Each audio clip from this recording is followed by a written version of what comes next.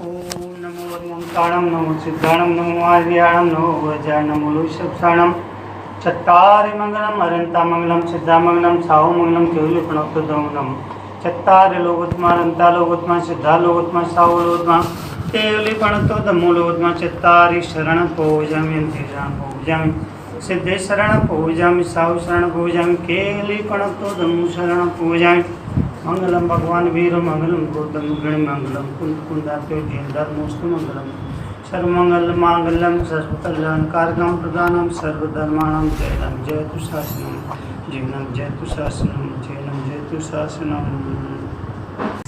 एक सज्जन आए, बोले मुनि जी कल आपने बहुत बड़ा कठिन नियम दिया। अरे मैंने कहा क्यों? बोले मैं तो दो दो तकिया लगाता हूं और पैरों में भी तकिया लगाता हूं। अरे मैंने कहा वाह, फिर क्या हुआ? बोले 12 बजे तक सोचता रहा, नियम पल जाए, नियम पल जाए, नियम पल जाए। मैंने कहा तोड़ दिया क्या? नहीं नहीं, नियम तो नहीं तोड़ा, लेकिन फिर क्या किया? बोले गद्दे का।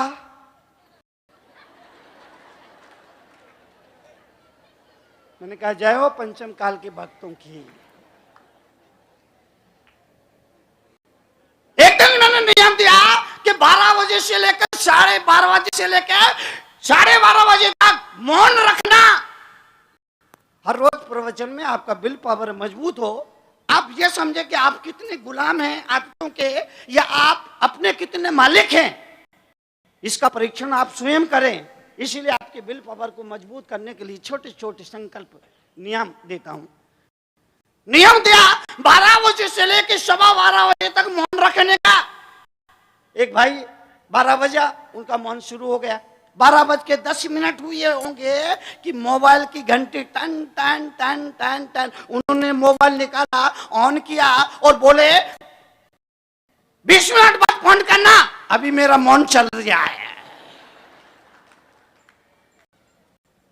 जय हो, आपकी जय हो। निवेदन,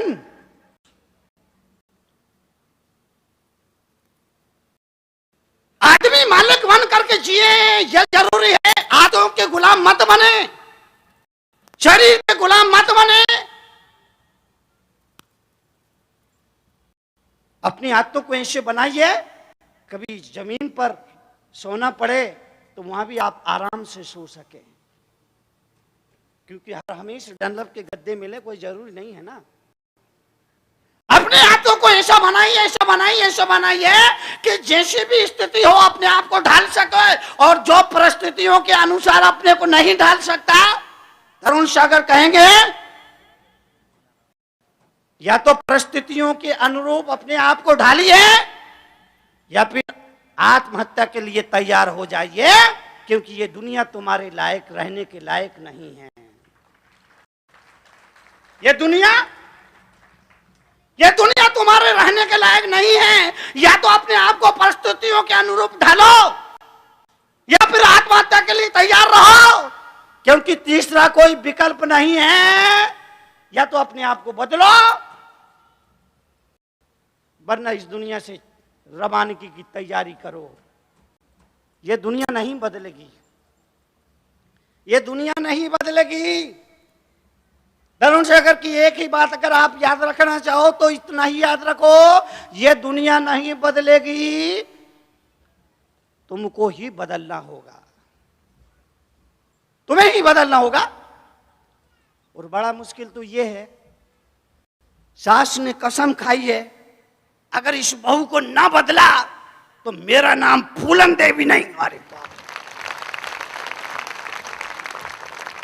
अब वो फूलन देवी तो कब की मर गई, ये फूलन देवी अब तक जिंदा है। सास कहती है अगर इस बहू को ना बदला तो मेरा नाम फूलन देवी नहीं, और बहू कहती है मैंने भी अपनी मां का दूध पिया है, दुनिया इधर से उधर हो जाए लेकिन मैं टच से मस होने वाली नहीं है।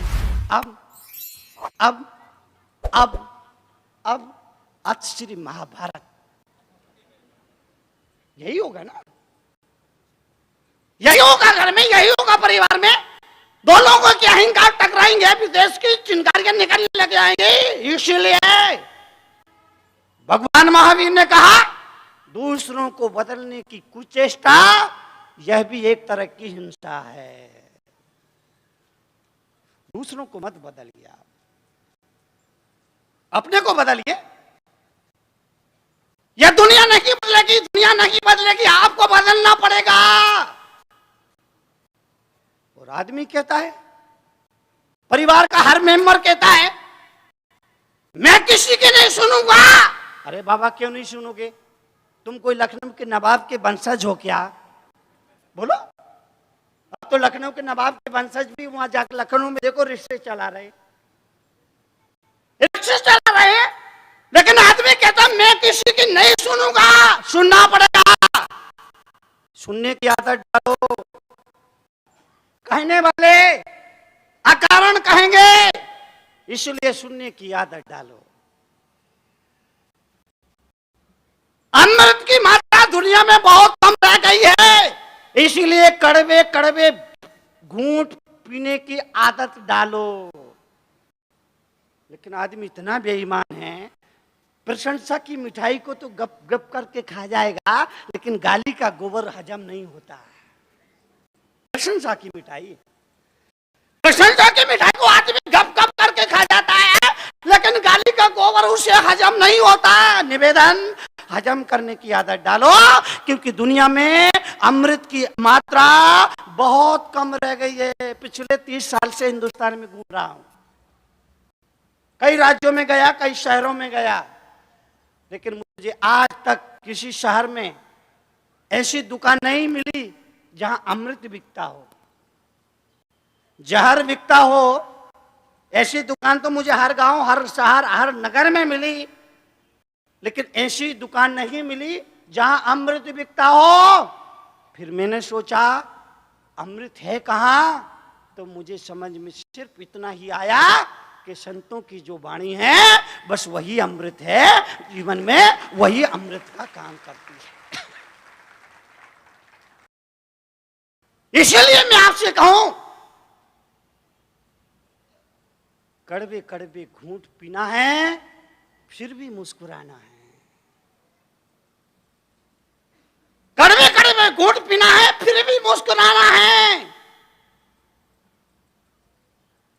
मुस्कुराते रहो, क्योंकि जिंदा आदमी ही मुस्कुराता है, मुर्दा कभी नहीं मुस्कुराता। जिंदा आदमी ही मुस्कुराता है, मुर्दा कभी नहीं मुस्कुराता।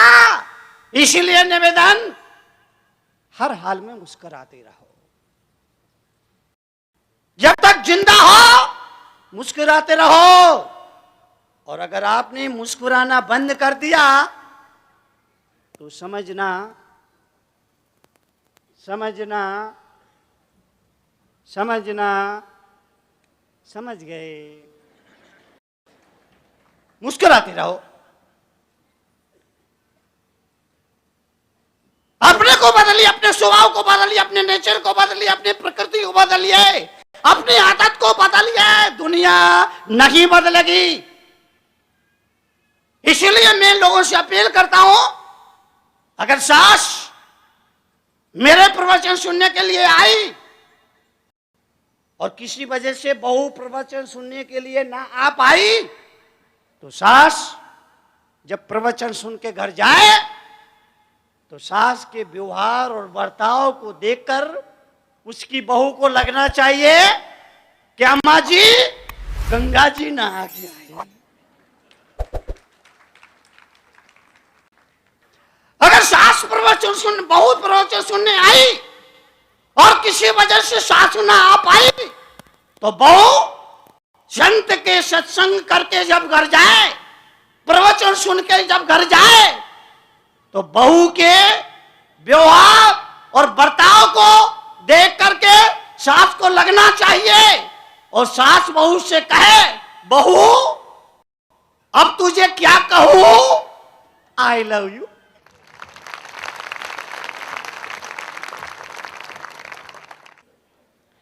तरुण सागर के प्रवचन केवल हंसने के लिए नहीं होते हैं।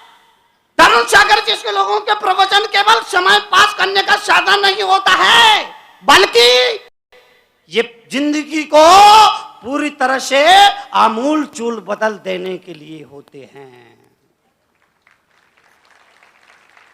याद रखें, आपके इस भोपाल शहर में मैं आया तो आपसे कोई बदला लेने के लिए नहीं आया हूं, बल्कि आपको बदल देने के लिए आया हूं। बदला लेने के लिए नहीं, बल्कि आपको बदल देने के लिए आया हूं। इसलिए गुजारिश, निवेदन, परिवर्तन के क्षण अपने आप को बदलिए। पति, भाइयों के बारे में कुछ कहूं? कौन बोला? हाँ, सबके बारे में कहूंगा, कोई बात नहीं, चिंता मत करना। 11 तारीख तक बोलना है मुझे अभी।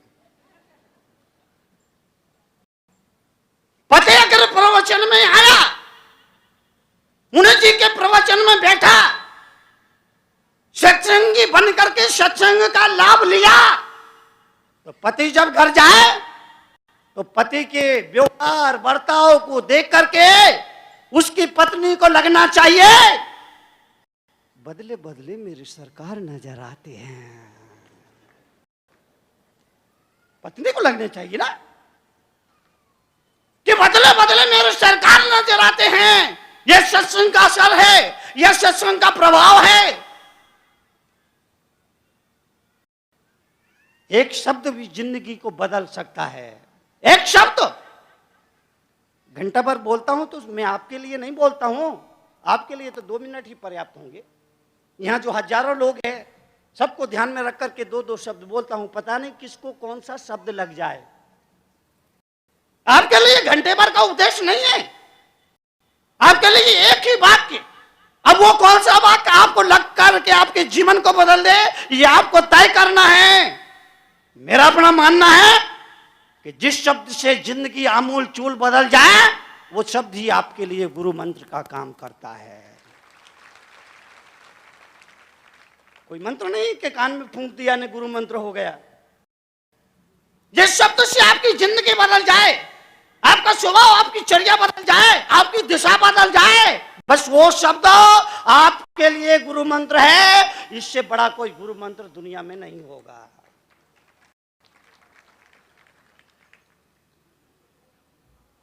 सुनिए, सुनने की आदत डालो। कहने वाले कहने से बाज नहीं आएंगे। और प्रकृति की व्यवस्था देखिए कि प्रकृति ने मुख एक बनाया, कान 2 बनाए। मतलब सीधा सा है, बोले कम सुने ज्यादा। लेकिन आज हो रहा है उल्टा। आदमी सुनता है कम, बोलता है। बहुत सारे तो लोग ऐसे होते हैं, बड़बड़ करने की आदत होती है। दिन में तो दिन, रात में भी, नींद में बड़बड़ करते हैं। 24 घंटे में 1 घंटे का मौन रखिए और उस मौन में देखिए जो कुछ हो रहा है होने दीजिए। सिर्फ साक्षी भाव से देखिए। बच्चे जो कर रहे हैं करने दो, बहू जो कर रही है करने दो, पत्नी जो कर रही करने दो। हस्तक्षेप मत करो, इंटरनेशनल टच मत बनो। 1 घंटे साक्षित। गीता में श्री कृष्ण ने इसको स्थिति प्रज्ञ कहा। अपनी बुद्धि स्थित हो गई, ना इधर ना उधर, तराजू का संतुलन, ना इधर जो झुक रही है ना उधर झुक रही है, बीच में तटस्थ। साक्षित, महावीर ने कहा साक्षित किया। घंटे भर का मौन रखिए। आप जब भोजन करें, भोजन के समय मौन रखिए। आप मांग मांग के मत खाइए। भोजन के समय मौन रखिए। मांग मांग के मत खाइए। मांग मांग के खाने वाला कौन होता है? बोलो, आप लोग भिखारी हैं क्या? मांग मांग सरस्वती के अपमान का दोष लगता है। हर वक्त मौन नहीं रख सकते, कोई बात नहीं। ऐसा टाइम बनाइए सुबह का जब आप भोजन करेंगे मौन से भोजन करेंगे। पत्नी ने जो कुछ परोस दिया चुपचाप खा लेंगे। अगर नमक कम है तो